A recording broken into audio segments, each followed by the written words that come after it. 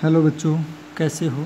9th class में हिंदी का काव्य भाग में अपना 9वां पाठ है, क्योंकि हमने 5वां करवा था ग्रामश्री, तो वो भी क्वेश्चन पेपर में नहीं आने वाला है, मैंने बता दिया था आपको। फिर 6ठा, 7वां, 8वां ये भी नहीं आने वाले हैं। 6ठे नंबर पर है केदारनाथ का चंद्र गहना से लौटती बेल, और 7वें नंबर पर है सर्वेश्वर दयाल सक्सेना का मेघ आए, और 8वें नंबर पर है चंद्रकांत देवताले का यमराज की दिशा। ये पाठ 2020-21 के लिए हटा दिए गए हैं, सिलेबस छोटा किया गया है।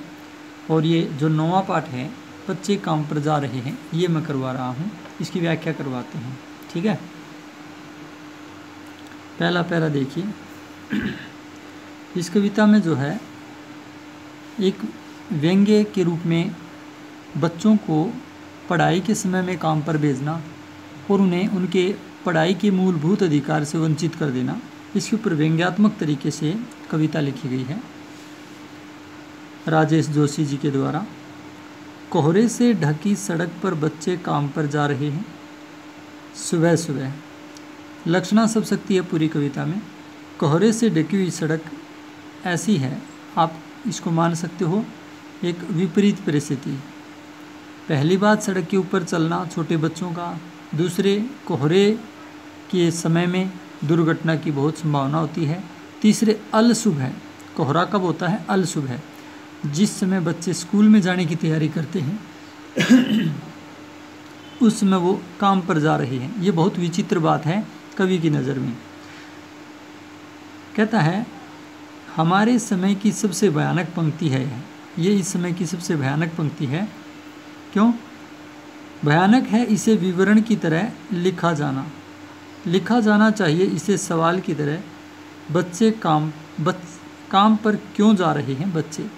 मतलब अगर हम ये लिखते हैं कि बच्चे काम पर जा रहे हैं तो ये भयानक पंक्ति है, क्योंकि इसे सवाल की तरह लिखा जाना चाहिए कि आज के युग में 21वीं सदी में अब भी बच्चे अगर काम पर जा रहे हैं, आधुनिक काल में जब सब लोग शिक्षा के लिए जागरूक हो रहे हैं, तब अगर बच्चे पढ़ने के समय पर काम पर जा रहे हैं तो ये बहुत ही चिंता की बात है। तो इसका ये भावार्थ है।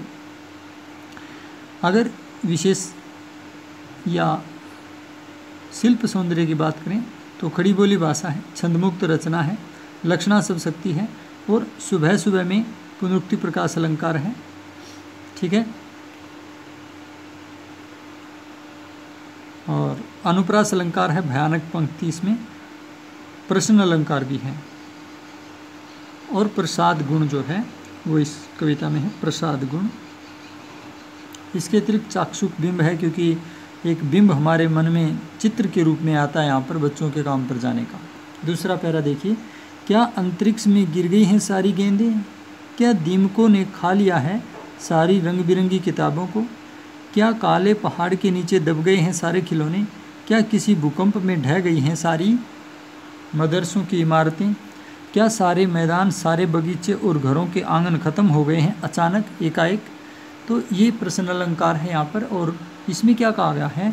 सवाल खड़ा किया गया है, क्या बच्चों के खेलने का समय होता है, मस्ती करने का समय होता है, पढ़ने का समय होता है? क्या वो सारे संसाधन हमारे ख़त्म हो गए हैं जिनको इस समय बच्चों को उपलब्ध कराया जाना चाहिए? तो यहाँ पर व्यंग्यात्मक शैली में और प्रश्नात्मक शैली में एक तरह से सवाल खड़ा किया गया है व्यवस्था के ऊपर। और बच्चों को जो मजदूरी करवाई जाती है एक तरह से 14 साल से छोटे बच्चों की या नाबालिग बच्चों से, जबकि उनका पढ़ने का समय होता है, तो इसके ऊपर व्यंग्य इस कविता में किया गया है। क्योंकि इस आयु में बच्चों को जो है या तो गेंद, खेल, खिलौने उनके पास होने चाहिए, या रंग बिरंगी किताबें उनके पास होनी चाहिए। तो ये सारी चीज़ें उपलब्ध करानी चाहिए समाज को, सरकार को। वे सब लोग क्या कर रहे हैं और इन बच्चों के बचपन को जो है इस काम के अंदर क्यों झोंका जा रहा है, ऐसा कहने की कोशिश की गई है। तो शिल्प में सेम शिल्प रहेगा जो पिछले पैरे में पढ़ा था, छंदमुक्त रचना है, खड़ी बोली हिंदी भाषा है, और इसके अतिरिक्त इसमें प्रसाद गुण, व्यंग्य शैली है, चित्रात्मकता भी है, चित्रात्मक शैली आप कह सकते हो इसको, चाक्षुक बिंब इसको आप कह सकते हो। तीसरा पैरा, तो फिर बचा ही क्या है इस दुनिया में, इसमें प्रश्न अलंकार है।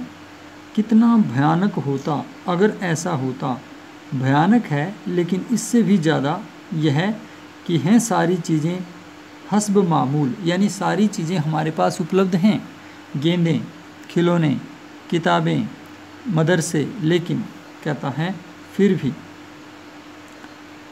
पर दुनिया की हज़ारों सड़कों से गुजरते हुए बच्चे, बहुत छोटे छोटे बच्चे काम पर जा रहे हैं। तो इस दुनिया में फिर बचा ही क्या है, वस्तुतः इस दुनिया में सब कुछ होते हुए भी कुछ नहीं बचा है, ऐसा कवि का मानना है। एक तरह से कवि विरोध प्रकट करना चाहता है इस व्यवस्था के ऊपर व्यंग्यात्मक तरीके से, इस कविता के माध्यम से। कवि का भाव ये है कि जो दुनिया छोटे छोटे बच्चों को उनके बचपन में खेल खिलौने, रंगीन किताबें और विद्यालय मदरसे उपलब्ध नहीं करा सकती, उस दिन दुनिया में वस्तुतः कुछ भी नहीं बचा हुआ है, क्योंकि वो बच्चों को उनके बचपन का विकास, उनके बचपन का ज्ञानार्जन का अवसर वो सारा नहीं दे पा रही है। शिल्प इसका वही है जो पिछले दोनों पैरों में आया है, खड़ी बोली भाषा, खड़ी बोली हिंदी और छंदमुक्त रचना है। अलंकार आप देख सकते हो, अनुप्रास है, इसके अतिरिक्त प्रश्न अलंकार है और पुनरुक्ति प्रकाश अलंकार भी है।